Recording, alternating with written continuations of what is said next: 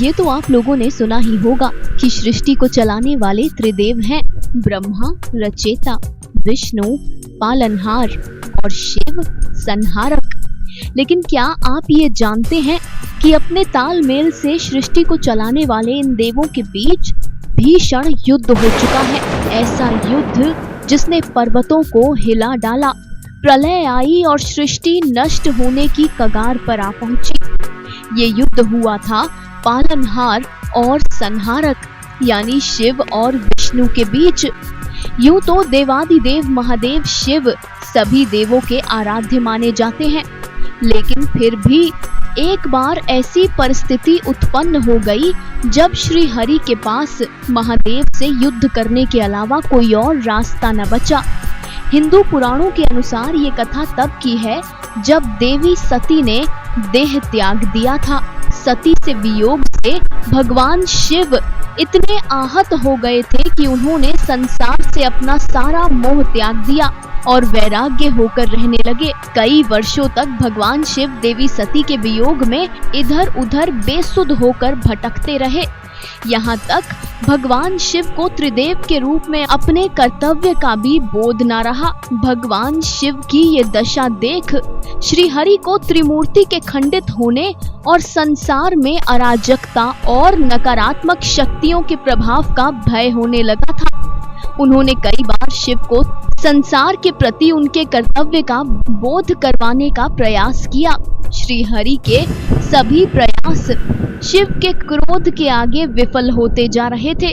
देवी सती के वियोग का प्रभाव प्रभु महादेव पर इतना गहरा था कि उन्हें न सृष्टि दिख रही थी न ही कुछ और। तब श्री हरि ने ये तरकीब लगाई कि शिव चाहे जिस भी हाल में हो, वो अपने भक्त को, शरणागतों को कभी मुश्किल में नहीं देख सकेंगे, उन पर अत्याचार होता सहन नहीं कर सकेंगे।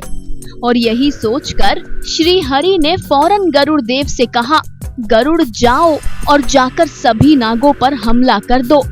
जब गरुड़ देव ने नागलोक पर हमला किया तो सभी नाग महादेव से सहायता मांगने लगे और महादेव की शरण में आ गए।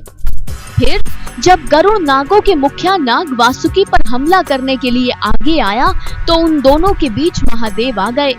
भगवान शिव ने गरुड़ पर क्रोधित होते हुए उन्हें चेतावनी दी, हे गरुड़, तुम जो भी कर रहे हो वो अन्याय है और इस अन्याय का परिणाम बेहद भयानक होगा। शिव के क्रोध से थर-थर कांपते गरुड़ देव ने महादेव को जवाब दिया, हे प्रभु, मैं तो हरि का दास हूँ। मुझे प्रभु श्री विष्णु ने जो आदेश दिया है मैं उसी का पालन कर रहा हूँ। यही मेरा सच्चा धर्म है। गरुड़ की ये बात सुनकर भगवान शिव को अत्यंत क्रोध आ गया। जैसे ही शिव ने गरुड़ को दंड देना चाहा तो गरुड़ ने अपनी रक्षा के लिए भगवान विष्णु का आह्वान किया। गरुड़ की पुकार सुनकर नारायण वहां आ गए, जिसके बाद अपने भक्त गरुड़ देव की रक्षा के खातिर विष्णु को महादेव के क्रोध का सामना करना पड़ा। तब भगवान विष्णु और शिव के बीच महायुद्ध शुरू हो गया। उसी युद्ध के दौरान क्रोध के वश में आकर भगवान शिव ने अपने त्रिशूल को नारायण की तरफ छोड़ दिया।